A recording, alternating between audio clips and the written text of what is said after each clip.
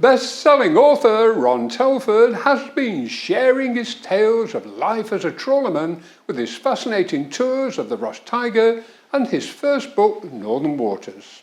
His new book, Middle Waters, continues this fascinating story of the men who risked their lives to put fish on the table.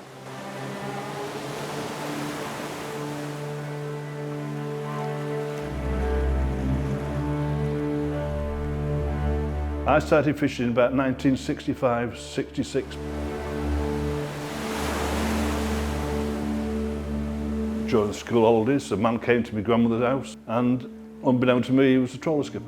And he said to me, "What are you doing then, lad?" I says, "Nothing, I'm just messing about on a beach, etc." He says, "Do you come to sea? I can go on a trawler."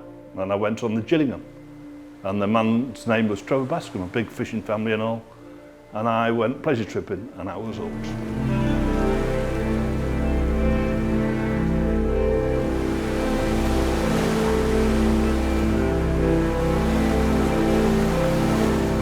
I helped on the deck.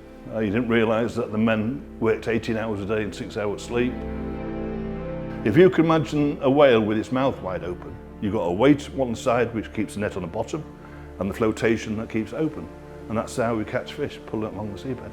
On a trawler, we had an echo sounder. It showed you the bottom of the seabed and it's tried to distinguish the feed from the bottom of the seabed and the fish. And it's more or less impossible. It's just see something there. If you catch fish, a bonus. No fish, try somewhere else.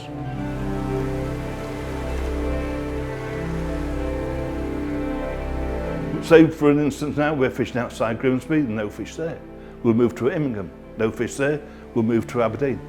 So we wait till the fish comes aboard. And once you catch the fish, would you tell your brother that you're catching fish who's alongside you? The answer is no. Get as much fish as you can yourself, then tell other people, because that fish won't stop there.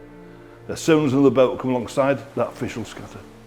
Up to 6 men then would stand there hours on end, cleaning the fish into the washing machine, which went down the chute and through an escape hatch into the fish room. And then the men would put the fish away in different boxes down the fish room, or different squares, because we're catching cod, haddock, whiting and coltley. You have wooden boards and you lay the fish down like sardines in a tin, and then you cover the fish completely with ice. Do another layer of fish, more ice. Another layer of fish, ice, set of boards, and repeat the process.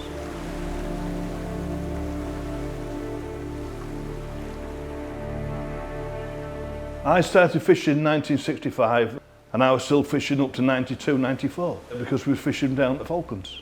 And it's the last staying trawler out of Grimsby, and they called it the Safco Endeavour. And it was half Grimsby lads and half Hull crew. About 9 years ago, decided to call it a day, hang up my stockings or my boots and such, and I retired.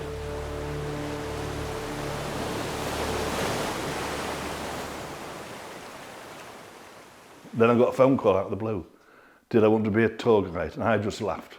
And the wife says, "Go on, give it a go." And I've been doing it for 5 years now.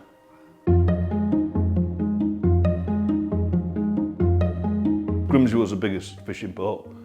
We had up to about 500 ships, about 7,000 men working on the docks.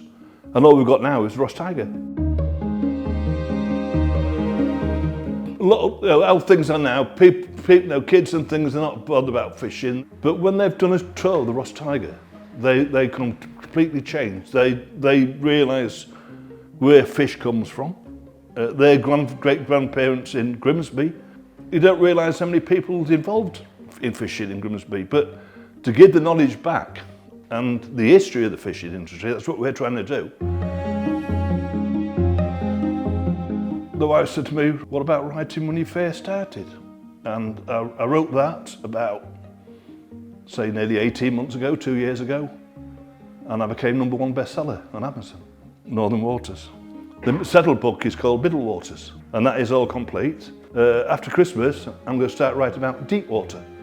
And the deep water is my time going down to the Falklands, fishing for squid and other species. Lots of people have private messaged me and says, "Ron, thanks so much for these memories, because you've rekindled all the memories that I thought I'd forgotten." Yeah, it's important, we don't want to lose this heritage. Grimsby fishing port, like I keep saying, but we don't lose that.